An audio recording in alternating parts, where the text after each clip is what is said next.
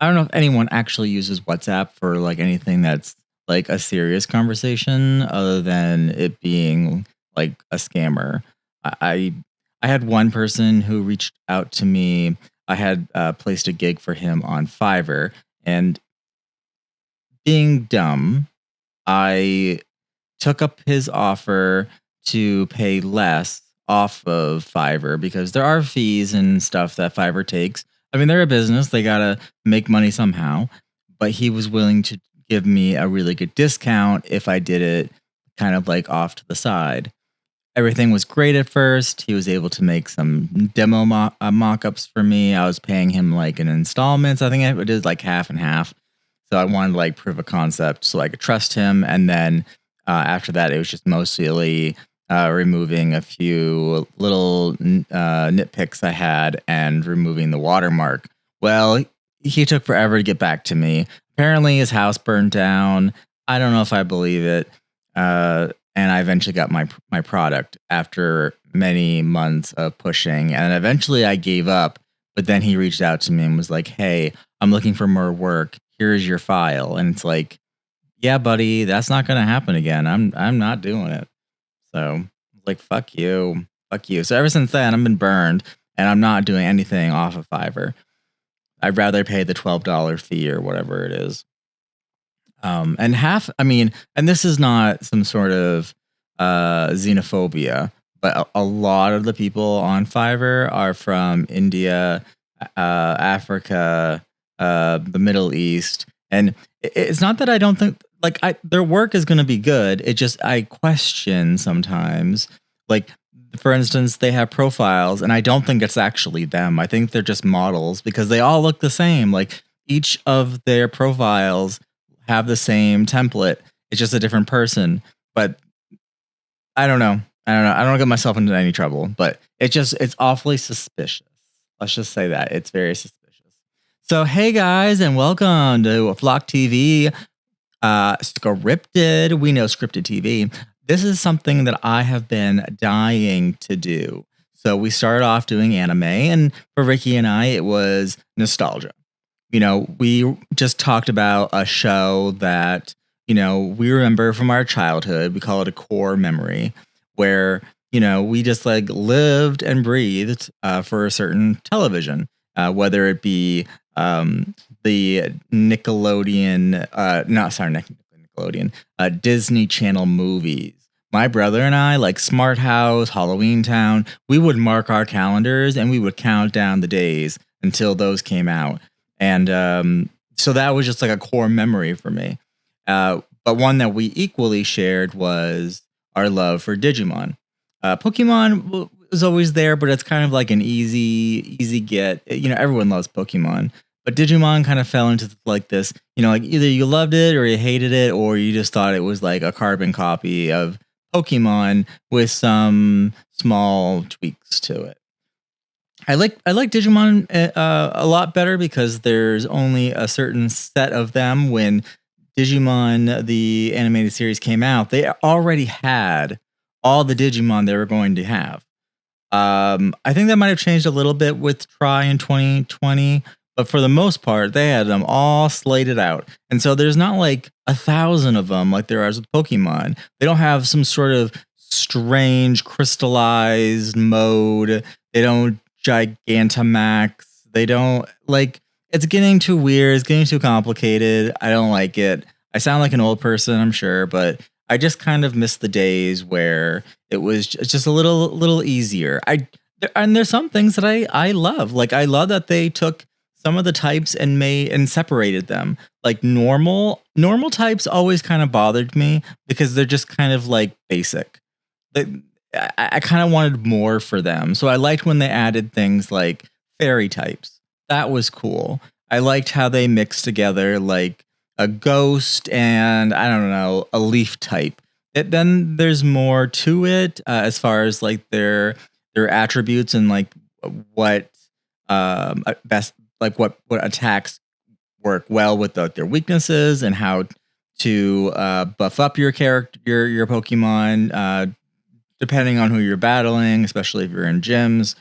That kind of stuff is fine for me, but I just couldn't get behind, temporary evolutions, jumbo sized for no particular reason. And then you can start hopping on them like they're motorcycles. I'm just like, okay, we went from Digimon and then we're going with this Transformer thing. I don't like it. I'm not interested unless I do a full on RPG version of Pokemon. Then maybe I'll venture back to it. But I'm fine with it. And honestly, I didn't even watch most of Pokemon. I played the game mostly, but whatever episode was available in the mornings before school, that's what I would watch. But I definitely haven't seen every episode of the original run. So, but there are a few gems that I really enjoy. I love that Togepi was introduced way before it was even announced. Where I'm gonna mispronounce this. Ho Ho, whatever his name is. I love that he was introduced in the very first episode, but we didn't actually know who he was until several generations later. So like things like that are cool. The GS Ball legend, that's fun. Celebi and all of that. I love that there's now like different gods. I love that there's rulers of different aspects like of the sky, space and time, the unknowns, Arceus. I think that kind of I feel a little weird with Arceus because I like the idea of Mew being like this arc of all the DNA from all the Pokemon, kind of like like an arc, so to speak. So if you need to start over, just take a few blood samples, and I guess you could whip up a new batch of all the generations. So, yeah. And not thrilled there's more than one Mewtwo. I don't like it. It doesn't make any sense as far as continuity. There was only one that they successfully made, and it went horribly wrong. The dogs are freaking out because Bricky's probably back with more supplies for our new water heater. It does heating and cooling, and also removes water from the atmosphere, so you can save a little money there. Thanks, State of Maine, for offering rebates for energy efficiency. So, okay, let's dive into White Lotus. Season 1, it takes place in Maui, which is, I guess, a small island off of Hawaii. Geography is not my strong suit, but so this season takes place at least in the States. So that's kind of interesting. I wonder if it was just like low hanging fruit. Let's do it here. It's gonna be low budget. It also took place during COVID, so maybe it was just easier to have it in the States rather than explore elsewhere, like Thailand or I forgot where the other season. In Sicily. So, that was pretty cool. So this episode is called Arrivals. So apparently, if you go to a very nice resort, you're on a boat that brings you to the island, and then you are introduced to the hotel resort manager, where they will individually thank you and shake your hand, and we hope you have a fantastic stay here at the White Lotus. It just must be like that caliber where they have time, or there's not a whole lot of visitors because they don't have a whole lot of rooms available because it's very like hoity-toity. That's I mean, unless they have time. I mean, Ricky and I we went to the Disney resort, and we didn't get that special treatment. We did get we hope you have a magical day. That's what we got. But aside from that, I did not get a personal meet and greet with the hotel manager wishing us a great stay. So hold on. Let me just pull up my notes here. My notes. Okay. So we have character descriptions, but which Ricky and we already went over. I never aired that. I never like finished putting it together. It was kind of just like let's kind of test the waters. Let's see like how we can break this episode down.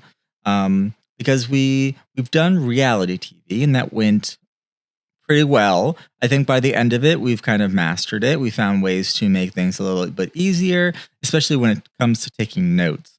Notes is if you're doing a podcast, taking notes is the hardest part of it because you have to remember certain details.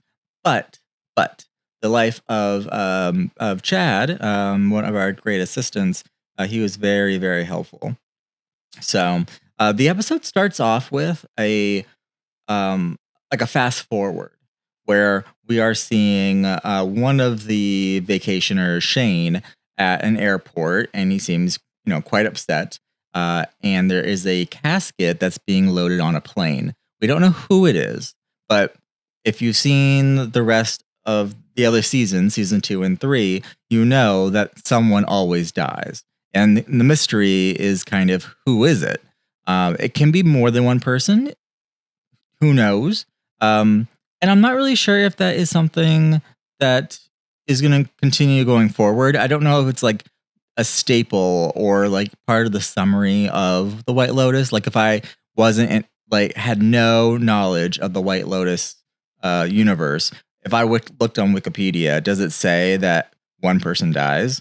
I mean, it's definitely a hook. It's a mystery, but at the same time, they don't put a ton of time and attention into the fact that someone dies. It's not like that is the story. The story is character development. Who are these people? What brought them to the island on this resort? What kind of interpersonal issues are they having? Like for instance, Shane and Rachel, they just got married. They're there for their honeymoon, and things are rocky already. Then you have another family who the father is a bit of a mess. He has got a lot going on, and his wife, she's a CFO, and I think she has bigger problems than her husband's strange, out of the blue midlife crisis that he's going through. And then we have, like their children, for instance. And of course, we have our beloved Jennifer Coolidge. I absolutely love and adore her. And so we get to follow her around a little bit too. And she has, of course, her own issues. Uh, so yeah, yeah. So it'll be fun to dive into these characters and see if we can kind of figure out what makes them tick and see if they improve by the end of the season or if they're left off just as bad as they arrived. So yeah. So hold on to me 1 second. All right. So like I said, we have Shane. I don't know him really from anything else. I don't find him particularly attractive. Ricky said that he thought he was pretty cute, but for me, he does nothing for me at all. And he's immediately concerned that he didn't get the pineapple suite. Uh, the pineapple suite. I mean, I'm trying to imagine what this place would look like. It's just probably like just covered in pineapples, like pineapple wallpaper. The bathroom's decked out with just like themed pineapples. I'm not much of a pineapple guy, so I can take it or leave it. Is Hawaii known for their pineapples? I just don't understand why they want the room so badly. Shane does come from what I'm guessing is old money. It doesn't seem like it's new money because he doesn't really talk about what he does. It seems like the money comes from his family, some sort of like trust fund, maybe. And his wife Rachel, she is a freelance journalist, and so she has like she's a little more modest. She probably doesn't have a ton of liquid cash, and having a husband who does come from money must be pretty tough for her. Come in.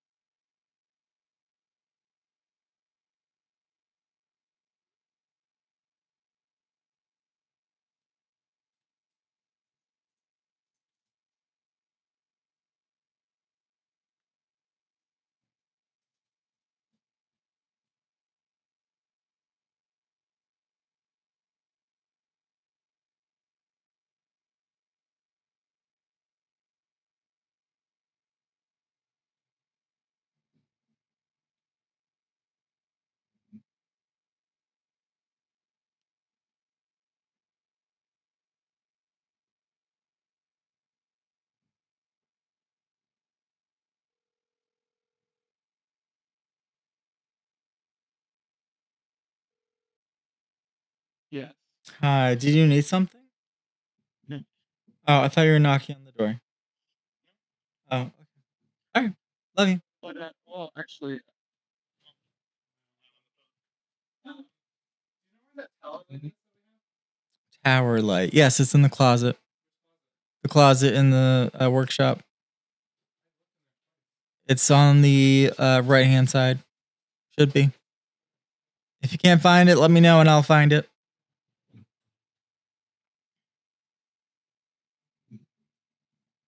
Because I have to find everything. It's usually 3 feet in front of his face. But he doesn't see it. Yep, see, found it. Mm. Of course, he just like taking things out. He just Throws everything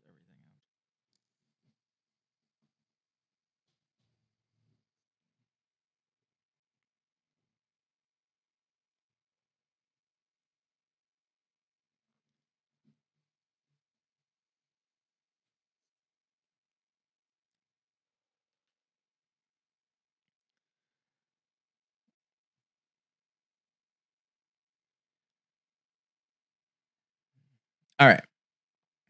So Shane is still having an issue where he really wants the pineapple suite, and he's confident that his mom paid for that honeymoon suite. So he confronts Armand, the White Lotus hotel manager, resort manager, whatever you want to call him, and he's like, "No, sir, I you paid for the suite that you have, and there's nothing I can do about it." And he's just like, "Okay, well, how can we make this right?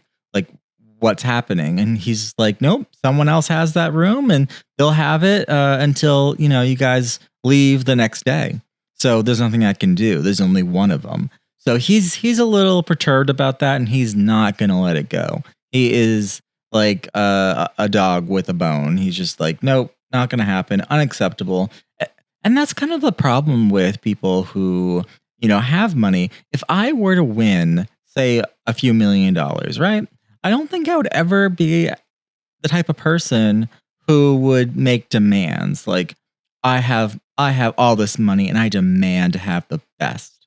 I don't think I would do that. I would just be like, all right, fine. Like we didn't get the room we wanted, but it's not the end of the world. We could literally just go to a different hotel the rest of our vacation. And plus, it's not like you have to get back to work, Mister. I mean, sounds like your wife Rachel would love to get back to work, but you know he has other plans for her. So yeah, and Rachel, she's still kind of like grappling with the idea that she doesn't have to work anymore. Like she's choosing to work. And I don't blame her. I mean, working gives people purpose, especially when it's a career that you chose. Like you went to school for it. You've been training your whole life to get to a spot in your career that you can be really proud of. But for her now to just kind of like, well, I guess I don't have to do that anymore. And I'm just gonna like, I don't know, just hang out and maybe do a charity or I don't know, something else. I mean, great for you. I mean, I probably would probably start like a little small business, just like I'm doing now. But it would be more of a passion project. I don't think I would be necessarily concerned about money, and most of it would probably be automated. I'd probably have other people do most of the work for me, like editing podcasts and things like that. But I would still want to do it, you know. And next we have on our list is Miss Tanya,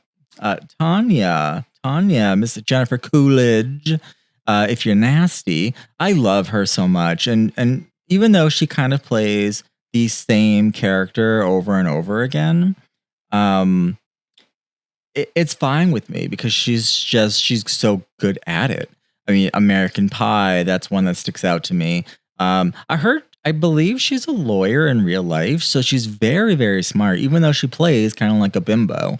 I did watch one interview with her. I believe it was on Jimmy Kimmel, and she does kind of act like Tanya does, like most of her characters. Maybe not as ditzy, but it's not a complete like 180. For instance, Will Ferrell. He is, on screen, he is hilarious and he is like all over the place and he's a lot of fun. But I've heard that people who have met him in real life at like maybe a bar or at a restaurant, he is a very serious guy. Like people are blown away that like, what? Like, are you sure it's him? He looks like him, but he does not act anything like his characters do. And I mean, that's the thing. You're playing a character. You're not gonna. The person that you're acting is not who you are. It's someone separate from you. So I think sometimes people have a hard time separating those two. For instance, not Ellen Page. Oh my God. Shoot, I'm blanking on her name. Ellen DeGeneres. Yes, she is notoriously a bitch. She is not a very fun person to be around. She is rude. And when people see her like out and about, like on the streets, Hollywood Boulevard, she is like people expect her to start dancing with them or to be like a super bubbly person that they see on TV. She is not like that. She is actually annoyed that you are interacting with her. I've heard she is just an awful person overall. Like she's not very kind or polite to people. And so I think she did a bit of an apology tour, and she keeps signing on for doing more of her talk show. But she has stated that she hates it, that she does not like doing it. But that's kind of her life now. And she would love to do more of like the raunchy comedy that she did back in the day, which would actually be kind of fun. I'd be kind of curious. Not that I've seen any of her stand-up comedy, but I'm sure she's great. Probably a lot of vagina monologues, So then we have the Moss Badger family. I'm probably butchering that because Ricky's not here to correct me. But the family consists of Nicole. She's the CFO of some company. I do not know. She spends most of her time doing a little bit of business here and there. I don't think I've ever seen her do anything like relaxing aside from maybe sitting by a pool or reading a book. But it looks like most of the time she's on her phone or on her computer, which, girl, I can relate because that is me. That is me. I have to be doing like 12 things at a time. We were watching Survivor with Ricky and his parents, and it is so hard not for me not to grab my laptop and start working on that. Maybe turn the laser on, start a project there. I am running the Cricut, doing like a new shirt design. Like I need to be doing 12 different things all at once. And it is really hard for me to be in the moment and sit down and just like enjoy a show and spend quality time with family. It's something I'm working on. Something I'm working on slowly. Okay. So in this next segment, I thought it'd be fun because I love psychology and I love character development. So I thought it'd be cool and kind of fun to kind of break down some of these core relationships and their dynamics. There's not going to be a whole lot here because it is the first episode and we're just getting to know them. I would say so far I've mentioned pretty much everything that these couples are and their problems that they have right off the bat. But so let's move on into some juicy entanglements with our vacationers. From honeymoons, questioning their vows to families, unraveling faster than a cheap dinner date. These relationships are tangled as this is stupid. Okay, their relationships are as tangled as a beachside hammock after a hurricane. Nice one, Chad. Nice one. So we'll start off with Shane and Rachel, the honeymooners. Shane, he kind of embodies like this entitlement privilege. He's kind of fixated on this like pineapple suite, which will go on for the rest of the season. It does get a little entertaining, so I may say that and be like, oh my God, this guy won't shut up about the pineapple suite. But it is interesting to see how him and the hotel manager kind of go back and forth. And there's a scene that's quite shocking, and he is riding on cloud nine because he's got some ammunition. But we're not going to talk about that right now. And then we have Rachel. She's a freelance journalist, like I said, from a modest background. And she begins to question her new role as this like trophy wife. I mean, some people might be like, yeah, that's awesome. I want to be a trophy wife. Like, I want to get a boob job. I want to, like, get sucked and tucked. And I want to go to Gucci and get some new outfits. I might spend, if you're wondering where I am, it's because I'm at Saks Fifth Avenue or at Bloomingdale's. And I just kind of got lost and I'm quite happy there. So please do not send help. Please do not send help. So yeah, so their overall themes, I think, for this season is going to be the class disparity, the identity crisis, and the facade of marital bliss. Because all relationships take work. They take lots and lots of work, but you got to keep working on them. That's why most people, splitsville. You can't go into a relationship thinking that it's going to be easy peasy. Like, there's going to be times where it's going to be challenging. There's going to be times where you want to rip off your partner's head. But that's all a matter of learning and growing. And if you're not uncomfortable, then you're doing it wrong. Like, there's going to be times where it's going to be uncomfortable, and you need to sit. To quote another podcast, you need to sit in that uncomfortable, and kind of like process that and work in that space. Maybe not all the time, but when those situations come up, you can't just blow past them. You need to sit in that uncomfortability and work on it. So that's my my home health minute there. So, how does Shane's behavior how does Shane's behavior foreshadow potential marital discord? I'm pretty sure we got that wrapped up. Thanks, Chad. And then Rachel's internal conflict, personal ambition versus societal expectations. That is the second part, with the societal expectations of a wife to just kind of do as her husband says. I don't like that. I think women, even when you're married, I think you should have a brain still.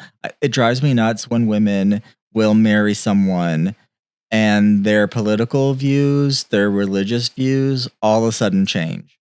And it's just like, girl, what are you doing? Like, you have a brain. You had thoughts and opinions and beliefs before you met this person, but for whatever reason, you find it easier just to simulate into them. Like, a friend of mine, she like, her family, is pretty religious, sometimes to the extreme. Sometimes I remember the twins would argue, and the mother's response was, "Well, I guess so and so doesn't want to go to heaven then." As if like that is a trump card you can use to end any argument that your children may be having. Like, oh, he's not letting me play, a game, and he had his turn for an hour. Well, I guess the other one just doesn't want to go to heaven. It's like, okay, that's an interesting tactic to use. But even like my close friend of mine, she said that she was going to a baptism, and I'm like, a baptism? Like, that's interesting. I guess. I mean, that's pretty old school. I didn't know people still did stuff like that. Sure, send me pictures, I guess. And I'll probably roast your child. Oh God, I've seen videos where when they baptize, they like dunk the baby in, like they grab them by their legs and they just like plunge them several times as if they are covered in sin and filth. And then like the child somehow is like still alive, even though it's like you have to give it almost like CPR. It's just like, what are you doing? Can you just like get a spray bottle, put a little DI water in there, and just spritz them in the face and be like, you're baptized? I mean, it's all just symbolism, it doesn't actually do anything.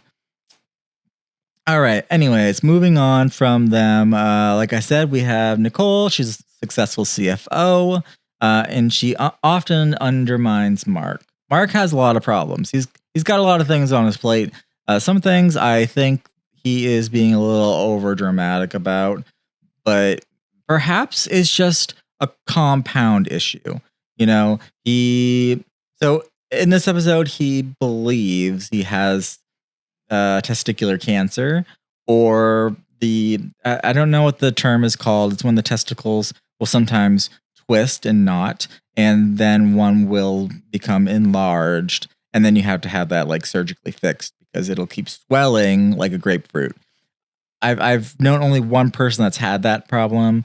Didn't actually see it, but that could be pretty scary. Pretty scary. And then he finds out some other information pretty shortly after. So I think it's just a compounding issue. But maybe with this couple, Nicole and Mark, maybe they have these issues all the time, where Nicole just rolls her eyes at the next thing her husband's doing, and he's also going through a midlife crisis. So maybe she's just kind of like half entertaining his wild, crazy ideas. So with them, I think the themes overall are going to be gender roles, power dynamics in marriage, and this midlife crisis. I don't know what Mark does for work. I'll have to look into that, because again, if this is going to be very similar to the Shane and Rachel relationship, is it the opposite in this situation where Nicole is the one with the money and Mark is the one that's kind of like, the kept boy, I guess you could call it. So maybe it's just like the opposite, where we have Shane with the money, and then she fits into and Rachel fits into this. Oh, I'm just going to be taken care of, and then you have the opposite of that, where now Mark feels emasculated that Nicole has the money that she's bringing in. I don't know. I'll have to look into it, because maybe I'm sure he does something. I just don't remember. Okay, let's see. So next we have Olivia and Paula. Now they're Olivia is the daughter of Nicole and Mark. She's an interesting one. I think that she does need therapy. I think that we can get into it when the episode brings us to it, but I think that Rachel has everything. I'm sorry, not Rachel. Olivia has everything she could possibly want. Their family is well-to-do. She is friends with Paula, who is tagging along and was invited to join them on this White Lotus trip. I believe they're both in college, Olivia and Paula. And I think in some sort of sick, twisted way that Olivia is rubbing it in her face, Paula's face, that she doesn't have money, that things aren't good for her, that she actually has to apply for scholarships and this and that. I think maybe it's a little bit of a charity case of like, oh, I have this friend who's poor and I am helping her out and giving her like a little bit of a nice vacation because her life is so hard. That's where I think is happening. And there are some talks where Paula kind of has Olivia's number. Like, she knows what her damage is. And apparently Olivia will try to take things away from Paula because she shouldn't have them. Olivia should, because she has it all.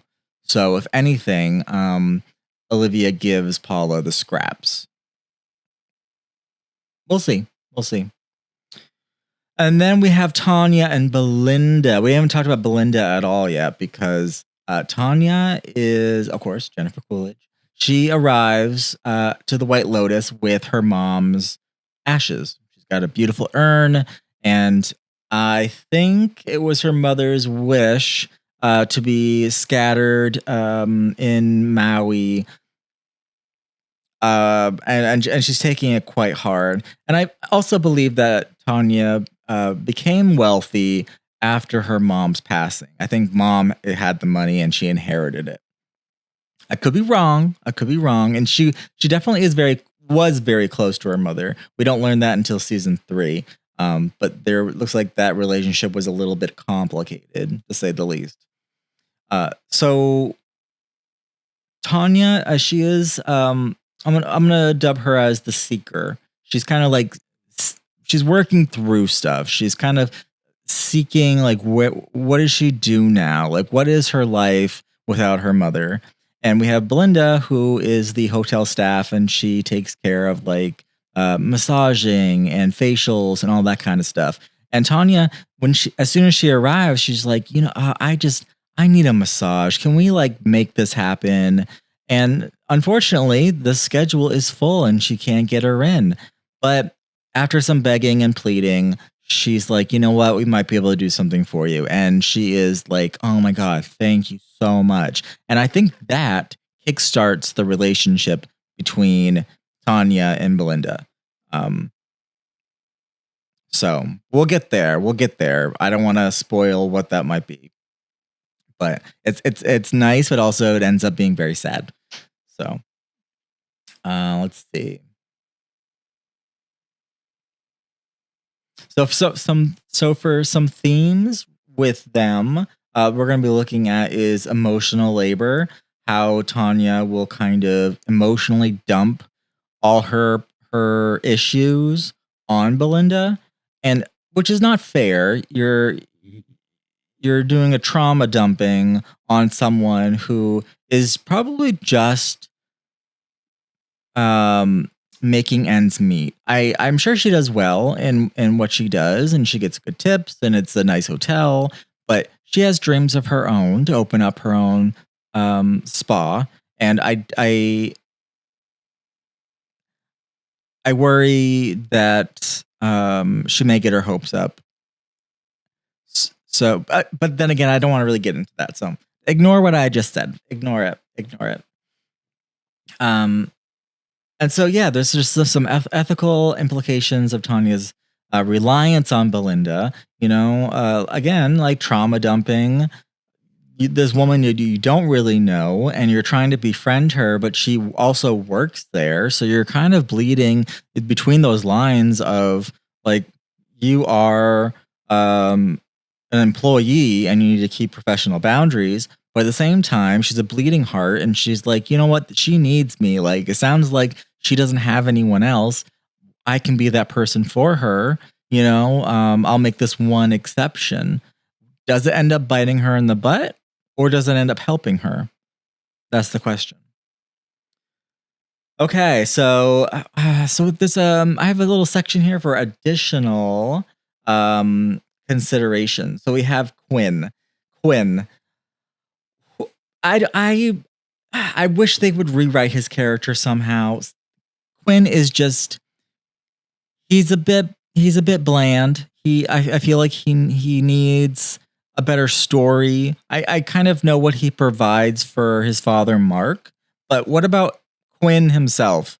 What is his emotional, her emotional character development for the season? There's a little bit there, but overall, I just kind of forget about him. He's kind of cute in a weird way. He might be a slightly autistic. Don't judge me for saying that. I used to work with people with mental and physical disabilities.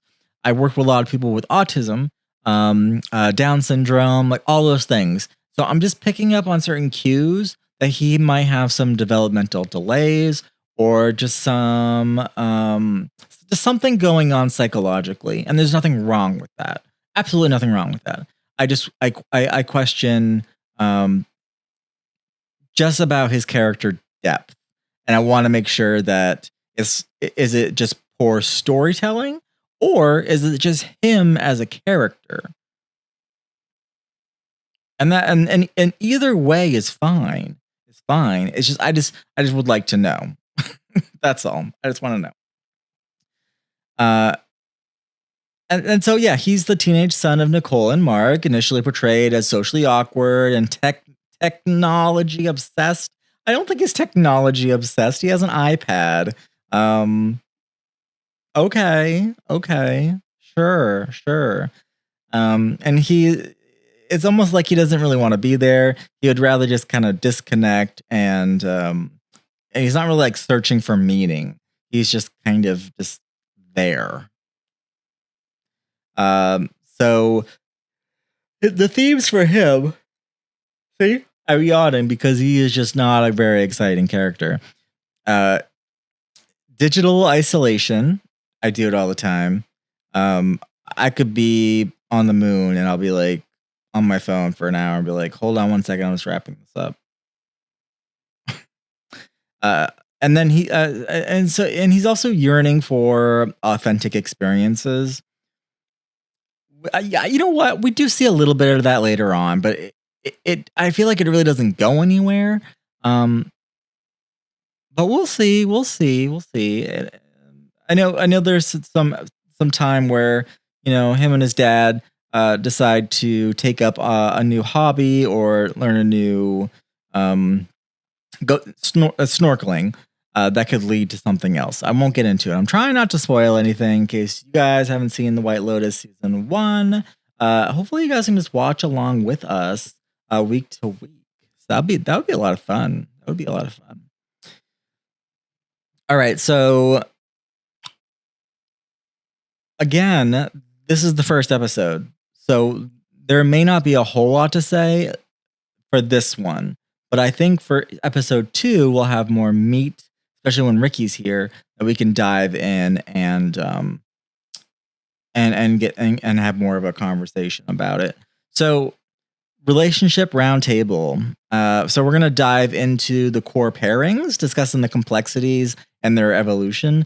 We already kind of talked about that, and there's not much I can say without spoiling anything. So we're gonna skip that one this time. And then the theme of the week, focusing on overreaching themes such as privilege, identity, emotional labor, analyzing how they manifest across different relationships. We covered that again with Shane and Rachel and with Nicole and Mark as far as their financial situation and how they kind of depend on their partner. Especially, I mean, for Mark and Nicole, I mean, they've been together for a long time. Mark obviously made some big mistakes that he had to pay for. We won't get into it. But with Shane and Rachel, I can totally understand, if things were to go tits up, I would be left with nothing. Ricky was saying that most prenups come with like a little bit of a package deal where if someone has millions of dollars, you're not going to leave with half of it. But there might be a clause in there where you get like $100,000 to keep you afloat. Because I mean, like if, for instance, say if I won a bunch of money and the person I was dating, let's say he's 25 and he didn't go to school. He was working at in fast food until he met me, and now we live in this beautiful home together. We're going on vacations. We spend 10, 15 years together, and then we divorce. That person did not go to school, has no real money of their own, and they all have to kind of like figure out how they're going to survive. That happens a lot with children as well, where you might have a spouse that stays home and takes care of the kids, but you divorce and you have no real skills that can be transferred and be able to make enough money to support, your kids, albeit maybe half time. I guess you could open a daycare. I mean, that's your skill, is be able to take care of children. But I don't think being a babysitter or running a daycare is going to be what's going to keep everything afloat. So I understand there's a lot of uncertainty. Okay. So we have that. And then the last one I have is this character spotlight. So each episode, I want to highlight a character's journey, motivations, and growth, providing deeper insight into the role and in the narrative. So this week, the character spotlight, I would say Just because we didn't spend a ton of time with them is gonna be Miss Coolidge, Tanya, and Belinda. I think that'll be the most interesting part of it because you know Tanya's got money and she is a little bit emotionally unavailable, but she's seeking connections because she doesn't want to be alone. So it'll be interesting to kind of see how Belinda gets kind of sucked into that, if at all, because I'm not going to spoil anything. At least try not to. Okay, so key scenes and discussion topics. So let's spotlight the moments that made us gasp, cringe, or laugh out loud. These scenes are the heartbeat of the episode, revealing the true colors of our characters. I love when Tanya came and she was just like, "Can you please squeeze me in?" Like a deep tissue massage, and I believe she says that she doesn't want any energy work. Like, and I do not blame her at all because if you, I mean, Reiki, like, or some sort of like a sound bath or something like that. I feel like there is something to it. I do believe that it can be relaxing, but sometimes you just need a deep tissue massage. Like I really want you to get in there and like get those knots out. I want to get down to business. I just got here. I want to start off on the right foot. But she was just killing me with and I'm like, yes, bitch. Like I totally agree. Like energy work. I had the last masseuse I had. She was great. I loved her, but she told me that she doesn't do deep tissue and she only did like energy work, and it was disappointing. But I still left feeling refreshed and renewed. I actually cried. I cried. I was going through quite a bit, and when she was massaging me, I kind of got lost in my thoughts, and my kind of like the psychic energy that I was feeling at the time was just it was just like I can't do everything. Like I'm trying to do all the stuff at once. I'm trying to go back to school. I'm trying to give work 110% so I can move up that ladder. I was, not in a good place in the relationship that I had. There was just, and I had, the two dogs, and it was just like so much. I was working 80 hours a week, and I just started crying. I didn't cry during the session. Once I got to the car, it just kind of like all hit me, and I was just like, wow, like that was good. It was good energy work. It was great, but I just don't think I want that like most of the time. Most of the time. Oh, and this is a home health minute. I don't know if this is like a new trend or what, or if this has always been available, but you can go, and most insurance covers massages. My insurance will cover 6 massages. They will reimburse you for them up to $100 per visit. So I'm like, wow, okay, I'm definitely using that feature. I mean, even if I got like a 90-minute massage and all I had to pay was like $30 in the end, yeah, totes, take me there. Okay, so the opening flash forward, Shane is at the airport. He's seeing the casket. Not a whole lot to say there. Question: who do you think it is? I think it's going to be Quinn. I think Quinn is going to be the one that dies. Yeah, I'm not going to say anything more because I don't want to give away anything else. And I think it'll be the only person that dies. So, Shane and the confronting Armand about the missing suite. Nothing's gonna happen with that. Nothing. What is he gonna do? Kick him out? I mean, it was his fault. And I can't get into that either because that's kind of spoiling things for the next episode. Let's see.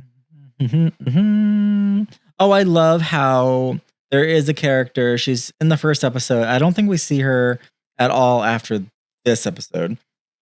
But anyway, she works there, and she was with Armand as the arrivals were coming off the boat, and he looked over and she's like, "What's that on your shirt? Is that mayonnaise?"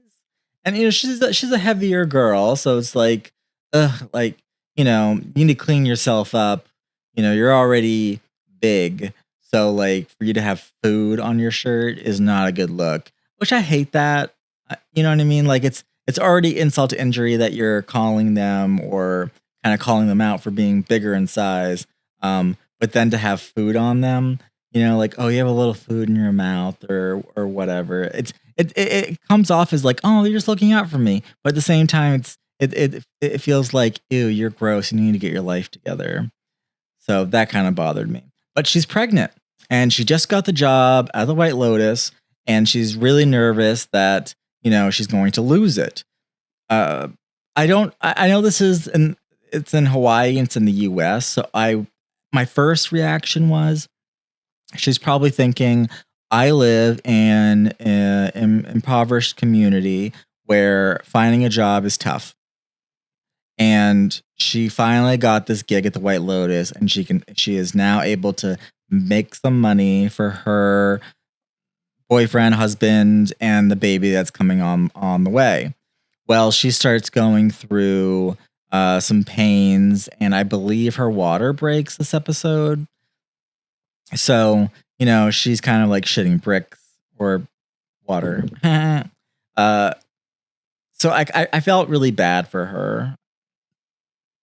So we'll see. We'll see if if they kind of fault her for not mentioning that she is pregnant. I mean, she just started. She's on her 90-day probationary period. So I don't know what you thought was going to happen, girl. Maybe you thought, you know what, at least I'll get a few good paychecks out of this. Or maybe, just maybe, my boss is going to be awesome and he's going to be like, you know what, that's okay. You go have your baby. And as soon as you can, come back to work and we will get right back to it because we love you so much. But Armand, I don't think he's like that. I don't think he is cute and cuddly.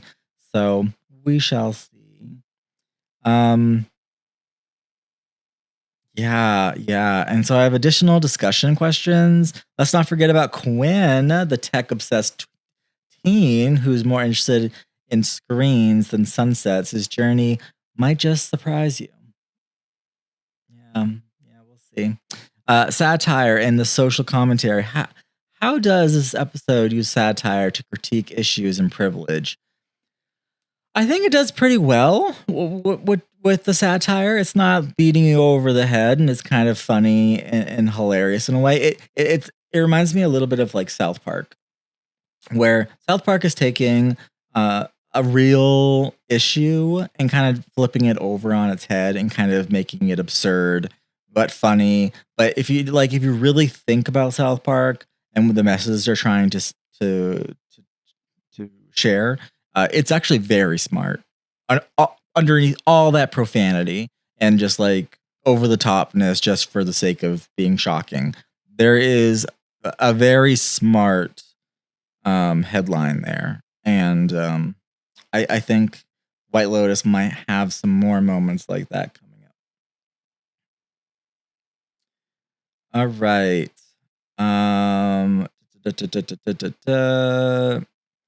Okay, so for core relationships and the psychological perspectives, we'll just quickly, because I mean, again, I feel like we talked a lot about this already.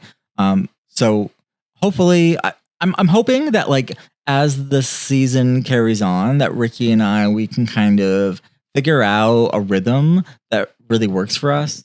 Sometimes it's just so easy to just dive in and share everything I feel about the episode, but not necessarily in the order that is being done in my notes. But I love psychology. I find it fascinating to understand the inner workings of someone's mind. Ricky actually, I believe he has his master's in psychology. He doesn't particularly care for it, but he's more of a business major. I'm kind of super jealous. I really wish I had gone down that road. But anywho, Shane, he does exhibit some narcissism when it comes to the pineapple suite that he is not getting. Just because you have money and you have nepotism doesn't mean you get everything in life, honey. Sometimes it just doesn't work out and it sucks. And I do think the hotel should reimburse his mother for the room that he was supposed to get. So and that way he's not wrong, but at the same time, it's like you could be a little more tactful about it. You could be a little less entitled about it. Because I mean, being kind can go a long way. A lot of please and thank yous can get you where you need to be. But you also don't kiss his ass too much. And then Rachel, she kind of experiences cognitive dissonance, torn between her independent identity and the allure of a luxurious lifestyle. Again, we kind of talked about this already, but it's tough that she wants to do something that she truly loves, and that's journalism. But at the same time, it's like, yeah, it would be awfully nice just to kind of hang out, and kind of just do my thing because I don't have to worry about money anymore.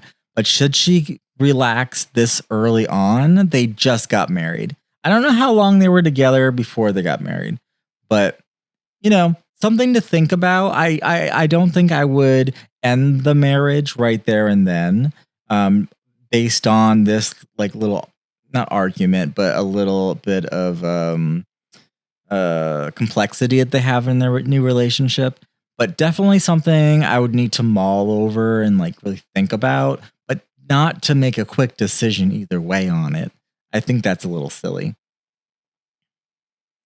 And then we have the Paula and Olivia, they're college friends. Olivia displays performance activism using intellectualism as a shield against genuine emotional connection. So I think she likes to glide over things, and I think she likes to be woke, just for the sake of like, yes, I have money, but I'm also in touch with my feelings, and you know what I mean. Yeah. She plays that card. She plays it well, but sorry. It feels as if I don't know what she truly believes. I think she again just goes for the woke for the sake of being woke and being like a millennial and being like, it reminds me a lot of season 2, where there's like Portia and I forgot the boy's name, the really nice boy, the boy you would want to take home to mom, where he calls out his father and his grandfather for how things used to be back in the day, where you have a wife that stays home and you can go and gallivant and sleep with other women because that's just like what men do, and they're hardwired to cheat on their wives, and testosterone, and the wife will always be home with the children and having a meal cooked for you. And even if they find out, it's fine because it's just normal. And I think that's gross. So I think that's what Olivia is kind of doing, is pointing out to her parents that the way that they live their lives is kind of gross. But I don't know if she necessarily means it. I think she just kind of says it because it's kind of like buzzworthy. Paula, she navigates the complexities of being a guest in a privileged world, leading to feelings of alienation and moral conflict. Yeah, pretty much so. I don't know how she does it. She reminds me a little bit of the Real Housewives of Salt Lake City, where we had one character, Monica, who, she doesn't have a ton of money, but she has kind of entered this world of being around people with money, and, she tries to take them down, and how it was done was delicious, absolutely delicious. If you haven't seen Real Housewives of Salt Lake City, I highly recommend it. It's great. They have almost every season finale ends in some sort of bombshell. Like, it's just amazing, absolutely amazing. Like half the time, I'm like, they are so lucky that they get this on camera. Like they just so happen to be filming when there's a SWAT team arriving looking for one of them. Like, you could not know. Like, there's no way they paid, the federal government, okay, we need a SWAT team here because we're filming the show and it'll do great for ratings. No.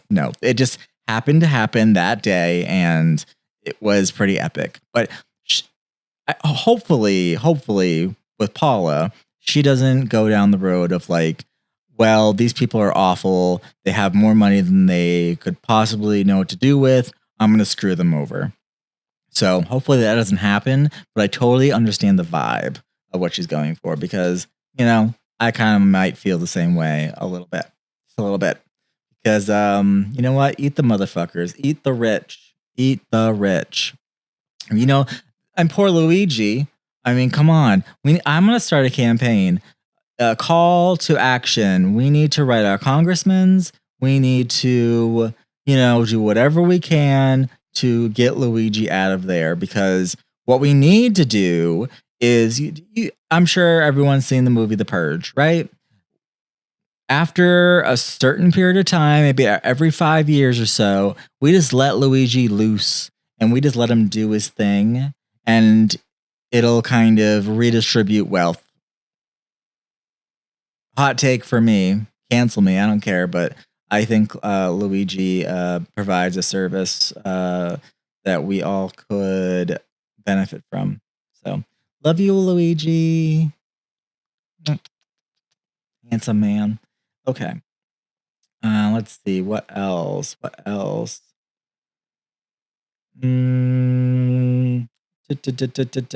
okay. So we already covered Olivia and Paula. Next, we have Belinda and Tanya. Again, the seeker and the healer. Oh, shoot. Did I already? No. This is right. Yeah. No. I'm good. Okay. So the seeker and the healer. Tanya exhibits signs of this like borderline personality disorder, which I need to look more into. Sometimes these disorders they get a little murky. Sometimes you'll have like be like a borderline personality disorder A2. Like there's like subsections of it, like kind of like bipolar disorder. Like you might be bipolar, but what type of bipolar are you? Like what do you fall underneath? Some are violent, others like are very like hyperactive. Some have delusions of grandeur. Like there's a whole like tree just for bipolar disorder. So I had to look more into that and see what pocket Tanya would fall into. So, and then this is characterized by intense fear of abandonment, unstable relationships. I know from season 2 that she burns through assistants like crazy.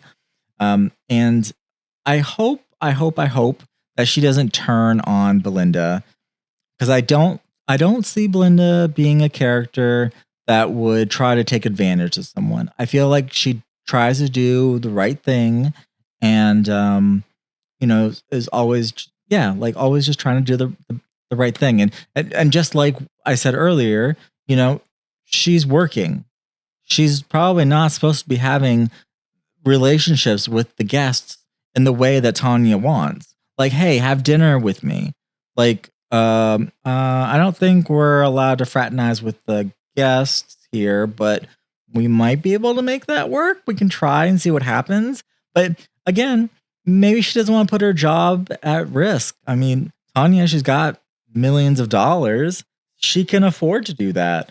But for Belinda, I mean, this could be, a matter of her son not being able to go to college or isn't able to put food on the table when she gets home. So we got that. Okay, and our last segment here is some trivia. I love good trivia and some things that happen behind the scenes because I love being in the know, especially like things that happen at work. I'm like, tell me the deets, because I have fear of missing out. What's the 411? What's happening? Okay, So before we wrap up, let's sprinkle in some behind the scenes tidbits from the creators, insights, and add an extra layer of intrigue to the analysis. All right, Mike White, his perspective. If you guys didn't know this, he was on Survivor, David and Goliath. I have not seen very much of Survivor. There's 48 going on 49 seasons, and they announced season 50, which is the season 50 is up to the fans to vote on who's going to be in the season. So that's pretty cool. That's pretty cool. But Mike White, he was on the David and Goliath season. Again, I have not seen it, but he was selected to be on season 50 of Survivor. So I'm really excited to see him on there. I've seen like little clips here and there. I even took HBO had like a episode 1 recap of White Lotus, and I kind of just chopped it up and threw it online as like a teaser to this episode that I'm doing now. I think I'm gonna try doing that every week. So it'll be very interesting to get to know him, behind the scenes as we're doing the podcast, and to see him on Survivor. Because I'm sure a lot of what he did on Survivor impact how he directs the show, writes the show, produces it. I'm sure things like that factored in. So White emphasizes that the characters are not villains or heroes, but complex individuals reflecting real human behaviors and flaws. He believes this complexity makes the show more engaging and more relatable. Agreed. Couldn't have said it better myself. And for production notes, the show was conceptualized and written during COVID-19 pandemic, and White aiming to create a series that would be filmed in a controlled environment. Perfect. Again, this is probably why it happened in Hawaii. Just probably it was just easier than going international to, I don't know, Philippines or Thailand like they had for season 3.